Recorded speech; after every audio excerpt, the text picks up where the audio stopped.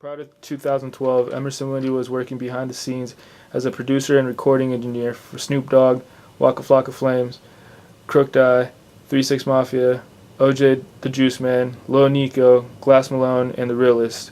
How did Emerson Windy get his start as a producer slash recording engineer? Shoot, I got my man. That's a long time ago. A few of my homeboys that hit me up and was like, "Man, I want you to hear my mixtape. I want you to hear my mixtape." So they came over. We played it in the car, and I told them, "Man, I really dig your flow, but the beats are hella whack."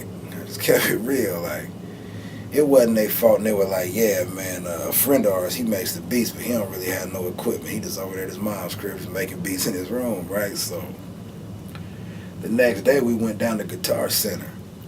And I was speaking to the guy in the store and just said, "Yo, I want the equipment that like the pros have, like a Battle Cat or somebody. I want to be able to make that West Coast funky shit, because that's what I grew up on, you feel me?"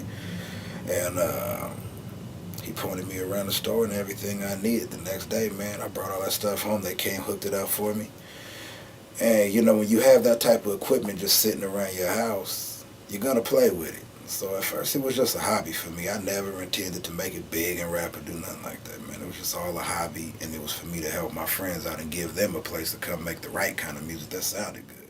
What was the first musical instrument, sampler, or tool you started out on, and what do you use today?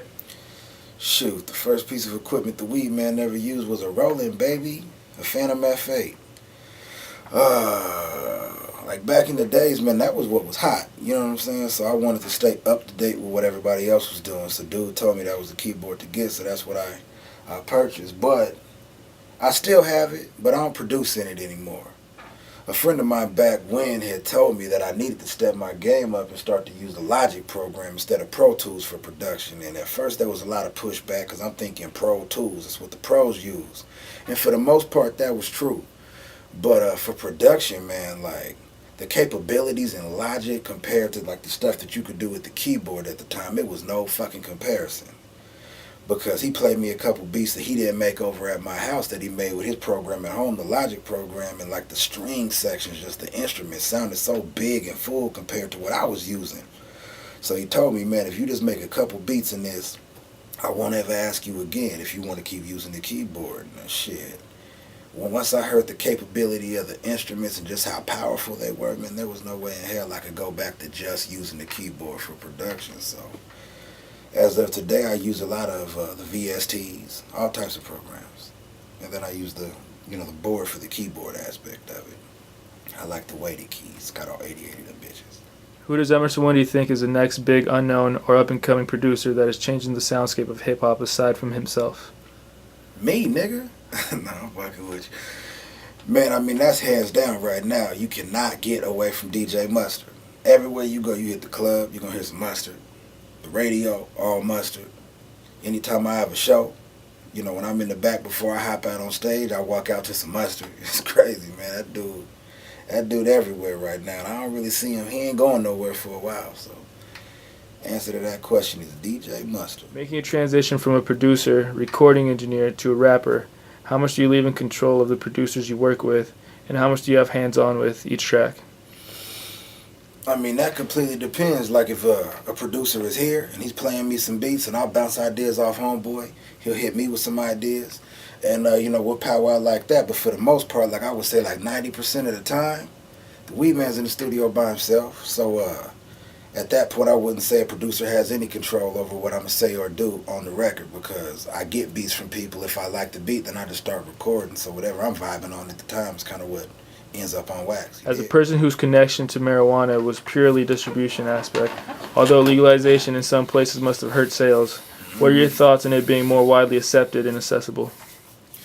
I mean, I think it's a great thing for like the marijuana user to be able to just hop into a dispensary and see a bunch of types of strong medicine, without fear of being, prosecuted by the law for just doing what? Like smoking fucking weed?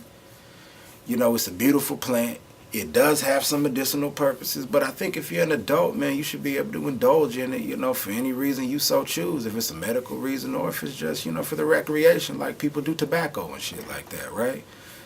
That's how I feel about it. Who does Emerson Windy think is the next big unknown or up-and-coming artist that is changing the soundscape of hip-hop aside from himself? I think, regardless of what people's opinions are, I think that a person like Young Thug is really going to change the landscape of what his generation does in hip-hop.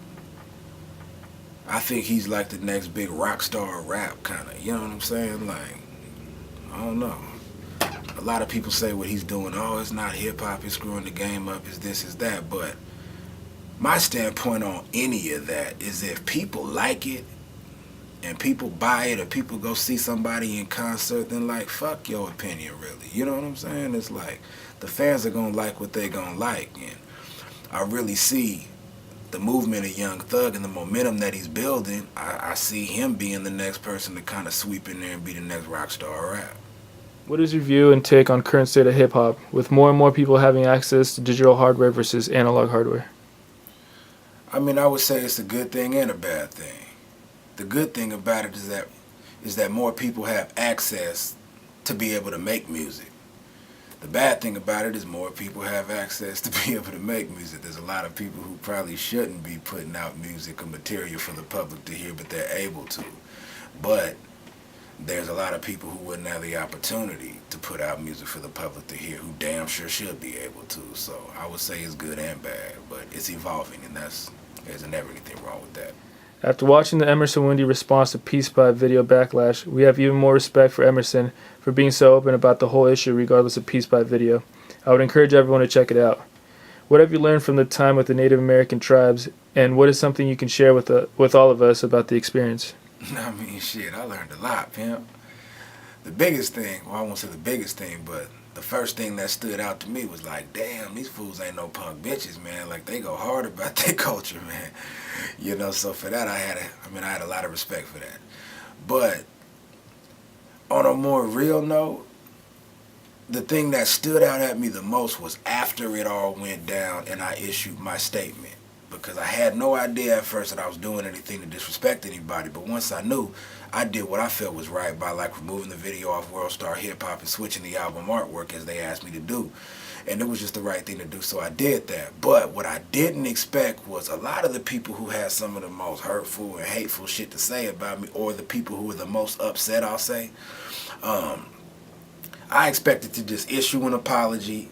It goes away, they leave me the fuck alone, I leave them the fuck alone, and this just over with. But I got a lot of messages from people who were like, yo, man, I really respect you, I really appreciate you, and that I had you pegged wrong. I'm sorry for whatever I had said. It was just out of anger, because, it hurt me when I seen the video, but I realize now after you reacted the way that you did that I had you completely fucked up, and for that I'm sorry. Like, I wasn't expecting that, and I got so much of that. So I really respect the Native American, culture itself just for me, because they manned up too. Like, they realized, hey, that the guy apologized, he admitted he was wrong, and then we were also wrong by the way we may have treated him for doing so. So, I just had so much respect for him, Can you share with our users about the cover inspiration for Harawana and who was involved in the creative process, designers, photographers, etc.? I have a whole design team, the Rouge Design Lab, and then I got a photographer, Dustin Snyder. He's dope.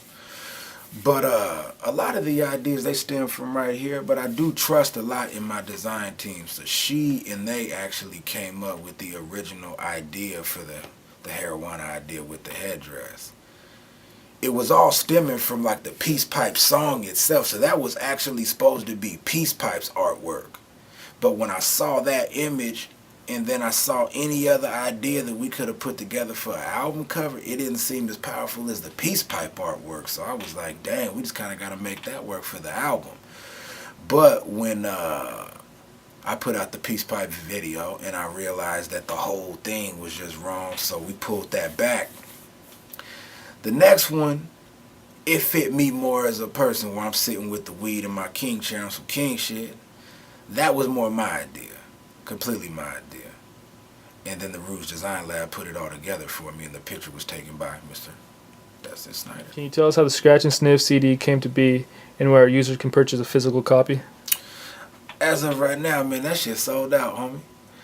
But I'm ordering some more. But the way it all came about was when I was at the distributor to order my first project, I happened to see he had like an album on his desk, and it had a blueberry on it. I'm like, man, what the hell is that, homeboy?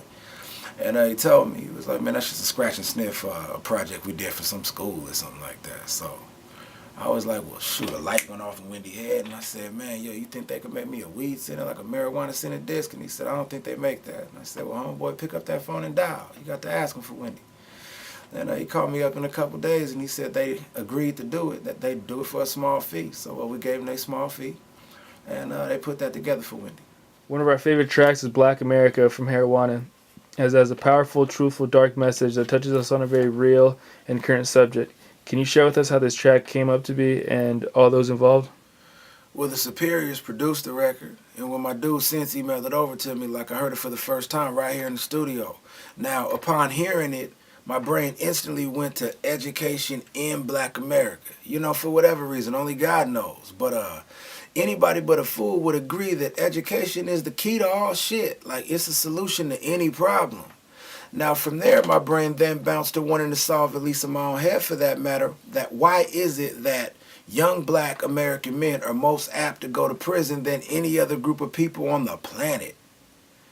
Now, that's a very profound thing to ask oneself. And to answer such a deep question, you have to dig down to, like, what is the root of the problem in the first place? What is it that sends young Black American men to prisons in the first place? You know what I'm saying? And I then had to ask, what is it that the ghetto has an abundance of, or what is it that we lack most? And the thing that I came up with, it's our mentality.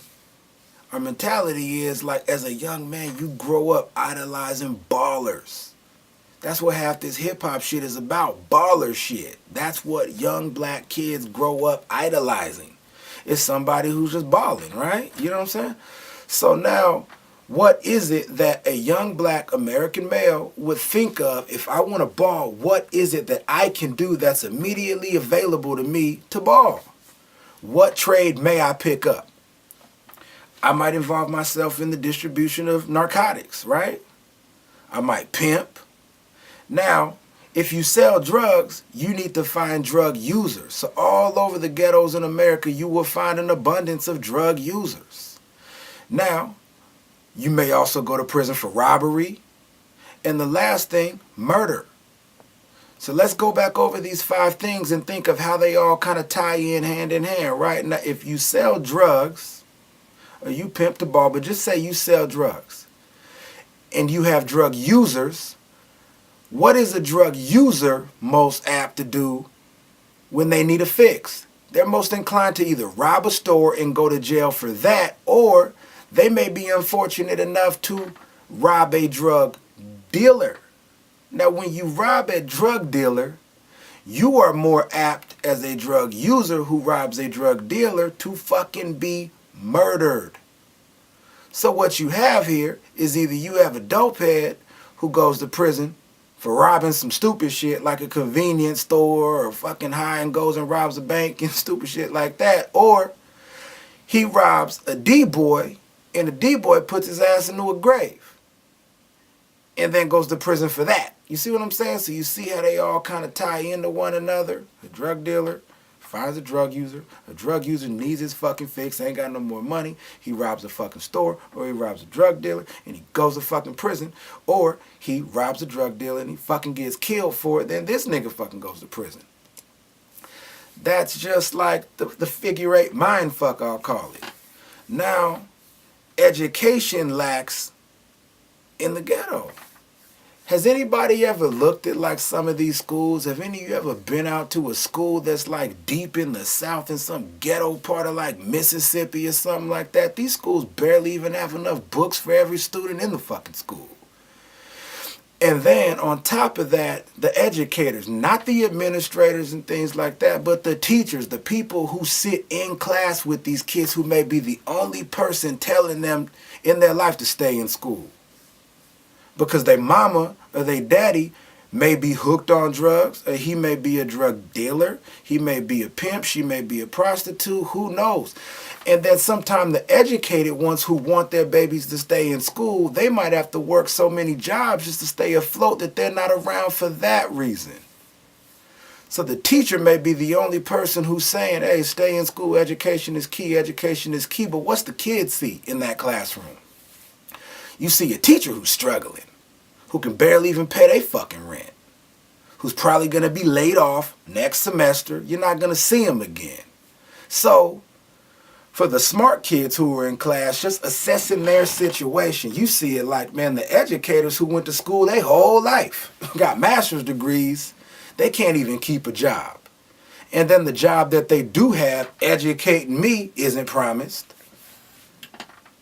And they don't make enough even if it is. But then you have, Jamal out here, he's sitting on 24s. He's got him old school. He's got him some nice shit. He has all the bitches. He's a baller. And that's the life when you watch MTV, when you watch people like me on TV, you just see motherfuckers balling. And that's what kids want to be. So it's like I realized when I was laying that record down how I contribute to the mentality, of, a young black American male or female for that matter. Because even the females, you look in the videos, you see the video vixens, and that's what like a lot of girls inspire to be, is the girls dancing around in the video. They ain't always inspiring to be a nurse or be, Condoleezza Rice or nobody like that. That's not who they look up to. They look up to people like on I Love Hip Hop, shit like that, man. It is what it is, but at that moment I realized that it was all fucked up, but that's the way it is. And how do you change that? First, you have to like shine a big ass bright light on what the issue even is in the first place. So, I don't know, man. Like, I just feel like the record itself, it didn't answer a lot of questions for me. It made me ask more questions. That like, when my kids are that age, like, and they come ask me, hopefully they're not in the ghetto and having to deal with any of that type of stuff. But what if my son was to come ask me because, we live in the hood and he doesn't have much of anything because I can't provide that for him. And he tells me like, Dad, everybody's saying stay in school, but my teachers don't have shit. This is the 5th teacher I've had this semester. What do I say to him when he tells me, but here it is, like the drug dealers got everything, the gangsters got all the fly shit. Like, I don't even know what you say to him to steer him away from that. That's exactly what I'm going to say is don't look at it like that, son, but in the back of my own head, like, it's just real. It's fucked up, but it's real. So in a nutshell, it was just my message to the government or anybody who was fucking listening. Like, I feel like it all starts with we need to pay educators what they're worth. Like, they have the job of schooling America's youth. And I'm not trying to make this like a black and white issue. That's not what I'm here doing it. But let's look at it like this.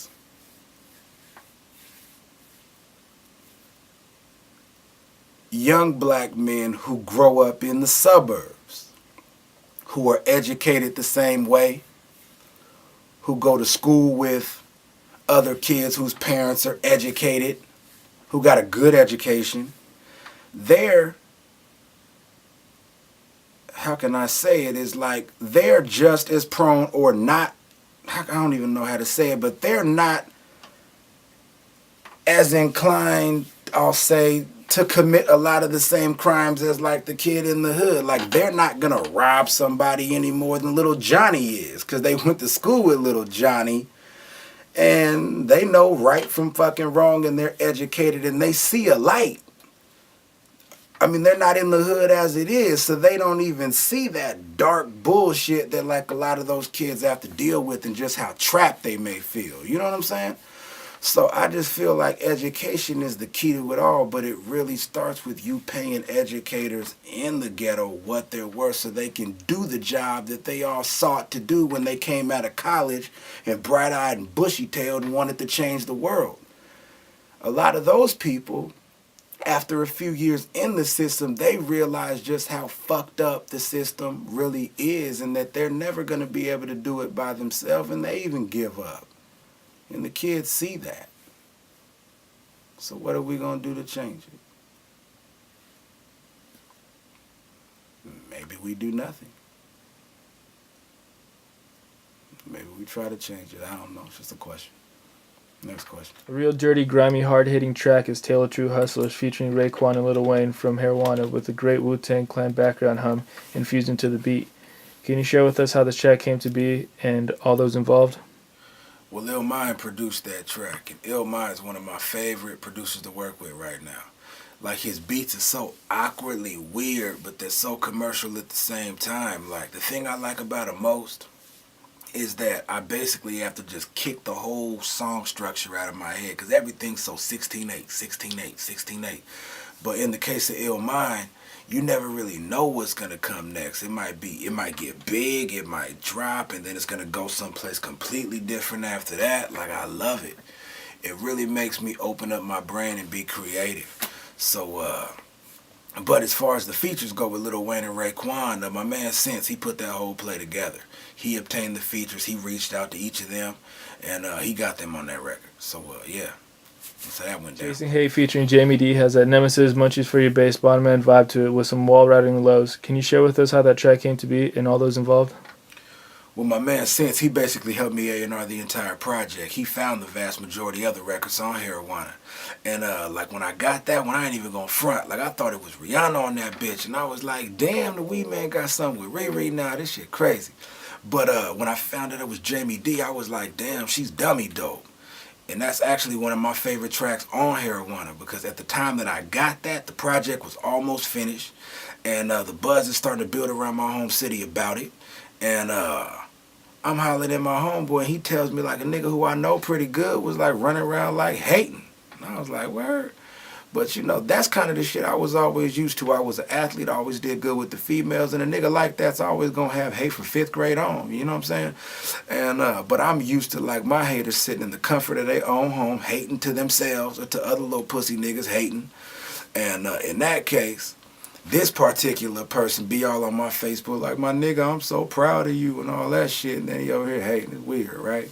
But I got that track that day that I found out about that, and it wasn't no significant thing in my life. It wasn't like he was that important. It just happened to be kind of funny to me that the same day a record pops up called Chasing Hate. And I am the type of person who I do kind of chase that. Like, that shit fuels me. It motivates me, you know, to be better and get them niggas something else to hate about. So, hell yeah, it's one of my favorite records too, and the bass shit is dope. As an active philanthropist, can you tell our users about the Stop Homelessness campaign and other ways Emerson Wendy's involved in the community? I mean, Emerson Wendy's involved in the community however he can be. Like, if there's something that I can do to help somebody, then I'm going to try to do it. Like, as a young man, my mother instilled in me that it's okay to do whatever you can do for somebody at that very moment. It doesn't have to become your life's goal or mission or anything like that. But if I'm going into a store like a Walmart, for say, and it's cold outside and there's somebody that I see nearby who doesn't have a blanket, then just go in there and buy them a blanket and give it to them on your way out. Like, it can really be that simple. And the Stop Homelessness campaign itself is, I want to put a new name and face on what homelessness is in America. Because I feel like too many people have a preconceived notion out there that everybody who's on the street is like some drunk or a drug addict who you did it to themselves and things like that. Where, as a few years ago when the economy went completely to shit, you found like middle America starting to lose their homes with no place to go. And I don't think a lot of people realize that. So when that happened though, I felt like a lot of people would have wished there were more places and services in place, you know, to help, you know, in a tragic event like that. So that's what I'm here to do. I'm trying to put a new name and face on it because I feel it just needs to be done. So Emerson Wendy's here to try to do it.